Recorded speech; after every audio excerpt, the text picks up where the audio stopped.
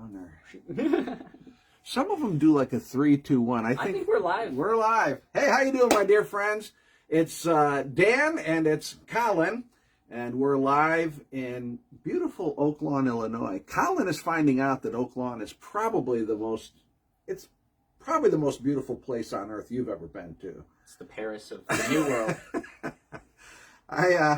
We want to talk to you a little bit about what's happening at the services tomorrow, because you want to be here. We're just kind of prepping you for the excitement that's going to happen tomorrow, because, like, if somebody was on let's say they're on like a beautiful, beautiful yacht in the tropics tomorrow morning, the whole time they'd be thinking, gee, I wish I was at church instead. Wish I were no clown. Exactly. So this is our way of trying to get you to come to church tomorrow, which is June 5th, I think. Yeah, tomorrow, June 5th. You know, we have a service at 9 o'clock and we have a service at 11 o'clock, and Collin is doing his class in between the two services. Now, at our services, we're starting a brand new series on the book of Romans, New Testament book of Romans. And I don't know how long. A lot of times I know how long a series is going to run. I don't know how long this one will take. This is going to be a long time. And we'll begin, though, tomorrow, Romans chapter 1, verse 1. This is the verse we're going to, just this one verse is what we'll look at tomorrow. This letter is from Paul, a slave of Christ Jesus, chosen by God to be an apostle and sent out to preach his good news. And I really want to kind of hone in on what Paul says about being a slave, because I think probably a slave of Christ Jesus. I think that's kind of a loaded word, first of all, obviously, and I think it would be something that a lot of people would think of as sort of a negative. Why would I want to be a slave to anybody? That's not good. But we're going to talk about tomorrow how, among other things, how that's actually a very good thing. Like, you might put it this way: to be a slave of Jesus would be the best use of your life. But I know, you say, you haven't convinced me yet, Dan. I know. We will do that tomorrow. So you want to be here, right? 9 o'clock or 11 o'clock for that. And then in between the two services, the magic really happens, because Collin has his class. And about 10:10 or so, it's a little bit play it by ear, but around 10:10 or so, his class starts. And it's over in a part of the building where the ladies are having their big craft day right now. But it's all set up for Collin's class over there. Tell us have you honed in on what your subject is going to be tomorrow? Yeah, no doubt. I want to explain and defend the Christian faith in Jesus Christ. Kind of talked about it a little bit if any of y'all were there 2 weeks ago, but go into detail what we believe, why we believe about Jesus himself, so that when people say, wasn't he just a good man, we can say, no. Well, how do we even know these things happen? I'll give you some answers. So I'm hoping to kind of give y'all some explanations, some information, so that when you go out into the world and preach the good news, you got just a little more going for you. I remember listening to like a teaching tape from a church many, many years ago. And the guy, this teacher on this tape said, almost all of the heresies that have happened in Christianity, in other words, where they got off track somehow, and now all of a sudden the teaching is incorrect, it's not true. He said almost all of those heresies, if you look at them, have something to do with an incorrect understanding of Jesus. No doubt, yeah. You think that's probably true? I remember hearing that years ago, and I've thought about it many times, and when I hear of churches or groups that are off track in some way, it seems like, there's something about their teaching regarding Jesus that's wrong. Their understanding about Jesus is incorrect. So it's critical. It's critical to our, obviously, it's Christianity. So Jesus is pretty central to the whole thing. So we'll be talking about that tomorrow. And I think that's really, really, really good. It's a great subject. You want to come. And the class is interactive, so you can ask questions. And here's the deal. You can ask any question. Collin knows the answer to all of it.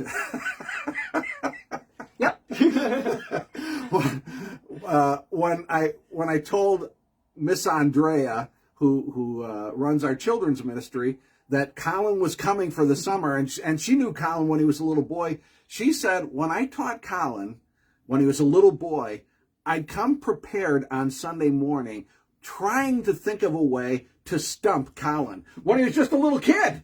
Yep. So, and he's even smarter and more learned and more educated now. So I'm teasing and embarrassing him a little bit. But there's a group of guys, a small group of us that get together for lunch on Thursdays, and we were talking a little bit about Collin's class and that subject. And Collin told me something else about the class that I thought, oh, that's absolutely true, Collin, and it's excellent. Because we're doing the class because we want to help people. We want to give you ways, the sort of practical ways of defending the Christian faith. We find ourselves in conversations with people sometimes as Christians, and we do hear things, kind of like what Collin already mentioned this morning. We'll hear people say things like, oh, well, Jesus, whatever. He was just a good man, and that's it. I had somebody say that in the lunchroom of a place where I worked many, many years ago, and she said, yeah, I see Jesus as a good man and a prophet, but, not the Son of God or something like that. And so we're trying to help you with things that you can say in response to these kinds of things and in defense of the faith. But also, I think one of the things that we can get from the class is something that Collin mentioned on Thursday. And do you remember what I mentioned earlier? Yeah. So say that too, Collin. Help people with that thought.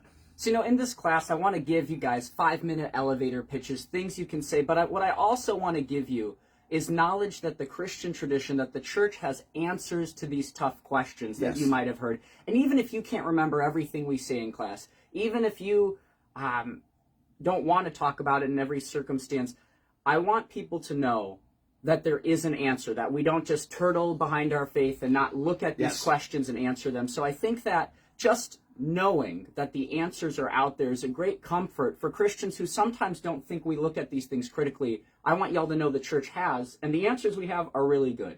Yeah. And they're convincing. Yeah. There's a very, very long, rich intellectual tradition in Christianity. I didn't know this when I was younger, but there is. And so questions or objections to Christianity that you may hear or that you may read on the internet, there's answers to them. I promise you it's been thought about and talked about. And there are, even if I don't know the answers or if Collin doesn't know the answer, there's answers to these issues. Believe me, there are. It's way deeper than probably a lot of us think and way deeper than a lot of us realize. And I think when Collin said that on Thursday, I thought, yes, that's true. Because I know that's been true in my own life as I've discovered how deep and rich the intellectual tradition of Christianity is, and these answers that have been worked through and thought about. That was like a helpful thing to me. It helped. I already believed. I didn't need that to believe, but it just helped to reinforce my faith of like, oh yeah, there's answers to these things that I never realized, and we want you to know that too. A lot of times in this defending the faith, or it's called apologetics, it can get so deep that probably some people will walk away and they're not going to remember everything that's talked about. Nor do you have to. Yeah, and it's too much. And so when Collin said that, I thought that's a great point. You may not remember everything, but going to the class will help you understand, oh yeah, this has been talked about. It's been thought about very deeply. It's been thought about and written about exhaustively. And there are answers. There are responses. And so I think that's one of the things that's valuable about the class. 10:10 a.m. Be there or be square. Be there or be square. Hey, this guy, isn't it great having him around? I just had a friend that came and he was telling me, boy, Collin is such a nice young man. And I said, I know. And I'm taking all the credit for what a nice young man he is. And so, hey, thanks for being here. Appreciate it. Thanks for having me. You're still planning to come tomorrow? Oh, yeah. That's awesome that he's going to be here. And so we want you to be here too. First Church of God, 4600 West 111th Street. If you're anywhere within like a 300 or 400 mile radius of Chicago, you need to come. Yeah, if you need to start driving now, start driving now, so you can be here with us. 9 a.m., 11 a.m. are the services, Central Time, and then 10 a.m. for the class. And it's gonna be inspirational. It'll be a blessing, but also fun too. Yeah. How's that? All right, are you coming? Put a comment in the comment field, if you would please, and say, yes, I'm going to be there. You can count on me, Dan. Hey, Collin, you put a comment in there and say, Collin, I love you. I'm going to be there for your class. See, somebody just, I will be there, looking forward to it. From Kay, she lives in the UK. Oh. So she will be with us online. Thank you, Kay. Yeah. Long distance. Love it. All right. We'll see you guys. Be blessed. Have a good day.